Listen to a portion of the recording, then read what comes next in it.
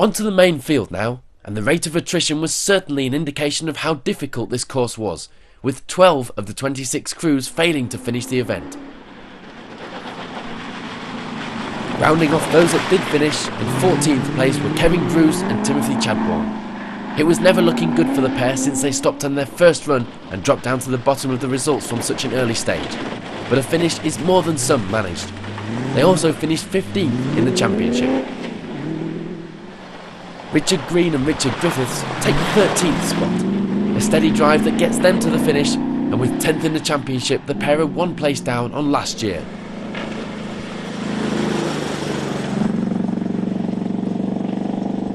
A disappointing weekend for Greg McLeod as he finishes down in 12th place. Some encouraging times though on his clean runs were a good sign, but punctures would be the biggest downfall, causing a few maximum times on both days of competition.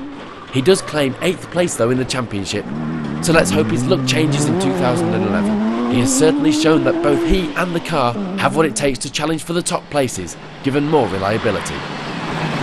Another driver showing some promising times here this weekend was Tony Coyd in the Tomcat, but once again, punctures would ruin what could have been a good run, and he drops down to 11th at the end of the event, also finishing 14th in the championship.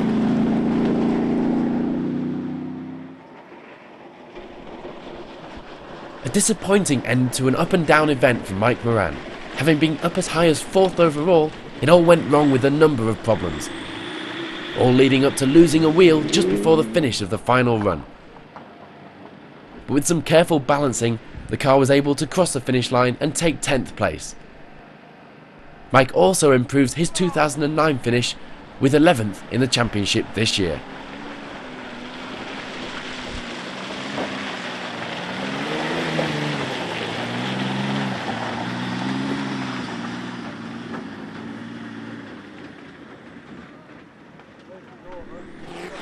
Ninth overall goes to Martin Conboy in the Tornado. A consistent season sees him finish 7th in the championship. Let's hope he returns to try and improve on that in 2011.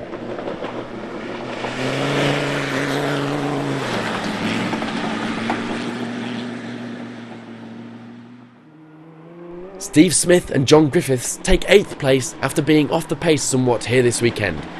They also finished 9th in the championship.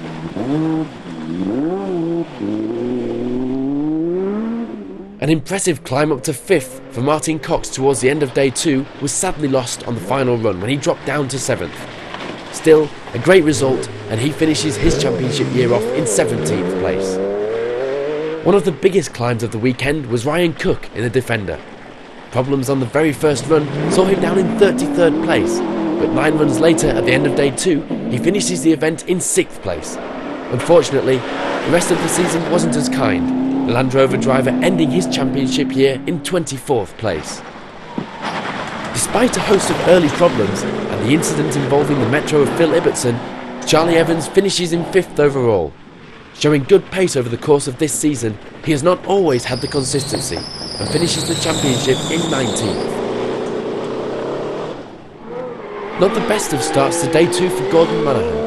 A problem with the car means he has to contend with just 2-wheel drive, dropping him down the order a little at the start of the day, but he manages to finish in 4th at the end of the event. Monaghan also takes 4th in the championship. A consistent run all weekend, despite a few punctures, sees Martin Gold and Simon Kerfoot finish in 3rd place, a position they had been holding for most of the event.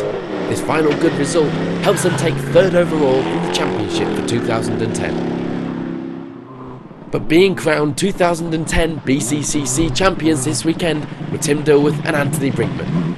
Finishing 2nd in the event was still good enough to get them the points needed to hand them the 2010 title and see them out as Car 1 for 2011. Tim, it's certainly a different story this year compared to last season. You're here with the championship win and 2nd at the last event. How's that feel? Brilliant, absolutely superb. It's taken a while to come, and we've had some 2nds and some 3rds in the championship before, but finally it's all come together. It's absolutely ecstatic about it. Now, what's been the highlight of the season? I know it started difficult, isn't it? New bits on the car, and you've developed it as the season's gone on. The results have got stronger. Well, the car's been pretty reliable all in all. The one thing that let us down was the engine in Scotland. and that's your joker card. When you lose that, then you've just got to be super consistent for the rest of the season. And to be fair, the car's held together well, and she's fast enough. It's just getting her to the end. You've got to keep it all together, haven't you? Now, the competition's been tough. The battle for second was probably more ferocious than for first after you got ahead in the points. But it's been a good season, has it, for the championship? No, absolutely. It was a shame that Richard dropped out early on, but he had a couple of big offs and sort of lost his game a little bit, so he backed out the championship. But obviously Steve's really consistent, and he's always there or thereabouts, so there's no room for error. No room for error at all. Now, at the end of last season, we could see you were hungrier than ever to come back and get this victory because of the bad luck you had last season. Now you've won it. What happens next year? Are you back? Yes, yeah. I think we'll come back. We're not entirely sure. I've just my little lad Otis has just come out of hospital. He was premature, and he's due out of hospital on Wednesday. So it's like 2 presents at once at the moment. So it's a double congratulations then. Absolutely. So we're waiting to see how that goes over the winter, and then obviously it'd be nice to come out next year with the number 1 on the car and give everybody a run for the money. But winner of the final round here at Walters Arena is Justin Birchall, finally getting the car working how it should and getting a good result from the last round. Despite a season of ups and downs, Birchall finishes the championship in 5th place. Fantastic, first championship win. I've had a couple of class wins, but yeah, from the start, kind of shocked myself on first run, quickest run first out. And I thought, wonder if I can keep it going. So, yeah, thoroughly enjoyed it, yeah. Has there been any problems, or has it been a fairly consistent run? No, I got a puncher going past Dean who were brought down in a bit of a sticky situation. I didn't see him till last minute. I thought it was 2 spectators at the side of the track, and then all of a sudden his motor appeared out of somewhere. I thought, I had to go in the trees, got a puncture, and I should have pulled up really, but I carried on. So I did about 4 miles with a flat, and then that snapped all my trailing arm up. And we finished last night at 1 o'clock after repairing it all. We got a lot of scrap metal and made another trailing arm. All thanks to Simon Kerfoot. I would have been absolutely out of it if it weren't for him. Fantastic. Well, we've talked about what a good way to end the season this is, but how has the season been for you? It's been up and downs? Yeah, the car has just about got there now. It's nearly 3-year-old, so battened everything down. At Sweet Lamb it dropped 2 inlet valves. I think I overcooked it a bit in France, which was a bit of a shame because I just got all the engine mapping sorted out. And today, just apart from the trailing arm this weekend, everything else with the car fantastic. Plans for next season then? We see you back out in the 206 now it's sorted? Yeah, I've got much invested in it. I think I better get another year out of it. The wife's around the corner, so yeah, another year. Louise is back in the car now for next season. Her first time back in this season, and yeah, what a good start. Well, precisely that. We'll enjoy the top step of the podium this weekend. Excellent, thank you. Cheers.